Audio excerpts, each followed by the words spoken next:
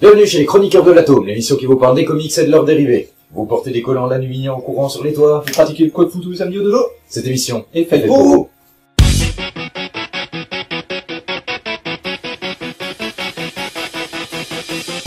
L'idée dans ce premier numéro des Chroniqueurs de l'Atome, ça va vous parler un petit peu de l'historique des comics de super-héros en particulier, parce que c'est un truc assez énorme, c'est assez vu. L'idée, ça sera de parler des trois âges que sont le Golden Age, le Silver Age et le Bronze Age. C'est-à-dire de retracer un petit peu comment sont créés les comics et comment on en est arrivé à ce qu'ils sont aujourd'hui. En effet, le Golden Age, ou l'âge d'or des comics, se situe entre 1938 et 1955. C'est en 1938 d'ailleurs qu'apparaît le tout premier super-héros de l'histoire, le Boy Scout en collant de krypton, Superman. Certains vous diront que les comics ont vraiment commencé en 1933, sous l'impulsion d'un certain Max Gain, mais au début en fait c'est que des rééditions brochées et reliées de comic strips, ces petites BD qu'on trouvait dans les journaux, comme Muffet Jels ou Joe Palooka. Mais dans l'esprit de beaucoup, c'est l'âge d'or commence véritablement avec l'apparition du super-héros en collant. Cet âge d'or verra la naissance de certains des plus grands super-héros dont on parle encore aujourd'hui, que ce soit Captain America chez Timely Comics, qui deviendra plus tard le surconnu Marvel, que ce soit Wonder Woman, Green Lantern ou Flash chez All American Comics, ou encore que ce soit Batman chez Detective Comics, qui deviendra plus tard DC Comics, soit Detective Comics, ça n'a aucun sens. Mais l'âge d'or, c'est aussi des artistes, une période magique où va se dresser l'un des grands pans de la culture américaine, qui va rejoindre des symboles tels le hamburger, la sauce barbecue, Chuck Norris. C'est l'arrivée des plus grands auteurs de comics. On va pouvoir par exemple citer Jack Kirby, qui a dessiné des costumes de super-héros qui seront définis pour des décennies à venir, comme le premier costume de Captain America. On peut aussi penser à Bill Finger et Bob Kane, qui créeront un certain détective sombre de machiavélique, qui sera Batman, et qui pareil a finalement très peu changé depuis l'époque. Will Eisner avec The Spirit, qui va créer la notion même de roman graphique.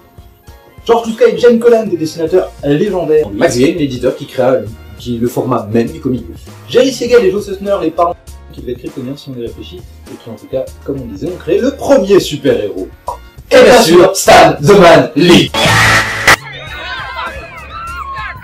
Bref, définir la fin de l'âge d'or, c'est aussi compliqué que de prononcer le nom du mec qui joue Hakim Lefort dans Thor 2, Thor l'âge des ténèbres, Thor le retour de la vengeance de Loki, enfin, bref.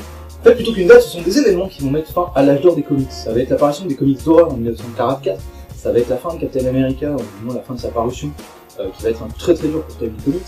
Ça va être la fin de la JSA, Justice Society of America, et en fait ça va être un coup fatal porté par Frederick Werthmann avec son bouquin Seduction of Innocence, qui consiste à peu près en ceci. Il y a des comics seront violents, paranoïaques, communistes, anthropophages, obèses, diabétiques, et surtout, n'oubliez pas que nous sommes en 1954, ils vont devenir communistes.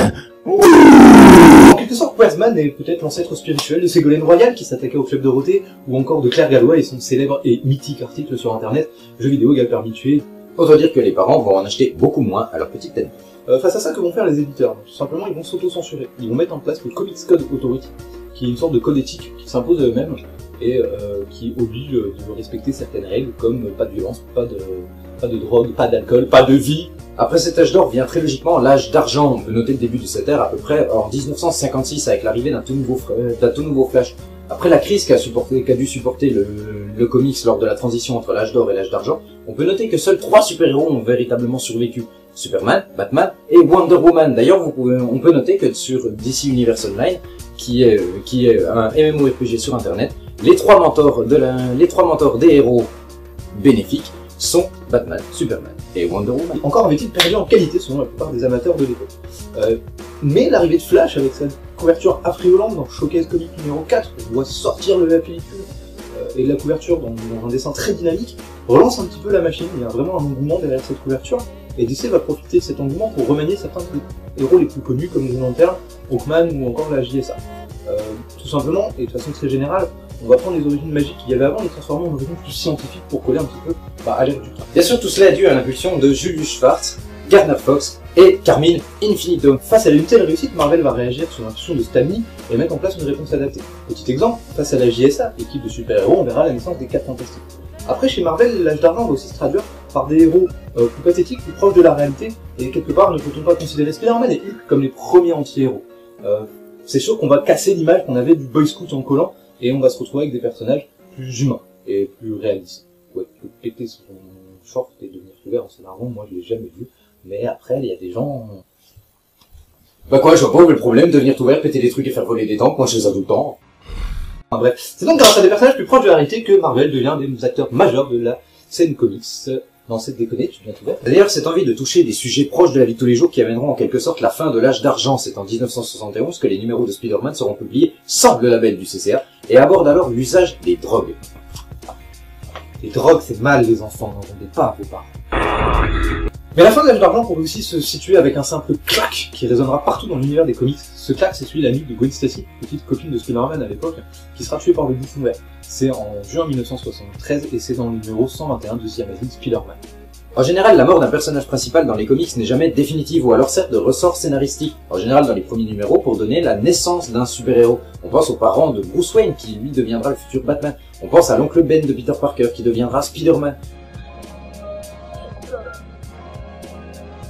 Même si actuellement, en fait, on peut peut-être éventuellement penser que Gwen Stacy a peut-être éventuellement été clonée, mais c'est pas sûr encore, on peut peut-être en fait éventuellement. C'est cette maturité qui va donner la fin de l'âge d'argent qui va sonner le glas de cette glorieuse époque pour donner la naissance de l'âge de bronze. Cet âge de bronze va se distinguer par un côté très sombre. On s'éloigne drastiquement du côté politiquement correct qu'on pouvait encore rencontrer dans les comics et exit le Comic Code Authority. Maintenant, on va aborder des sujets qui tâchent. Jean Grey qui se suicide après avoir été possédé par la force du phénix et avoir tué un nombre incalculable de personnes. Green Lantern qui se drogue. Tony Stark, alcoolique notoire.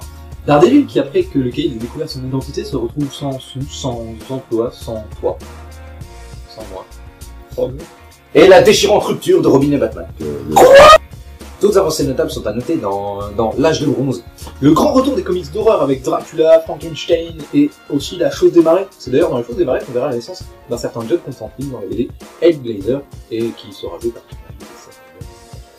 L'Heroic Fantasy tout en muscles et en poil qui vient se greffer à l'image des comics, Conan et Red Sonja par exemple qui jouent de la hache sur notre support papier préféré.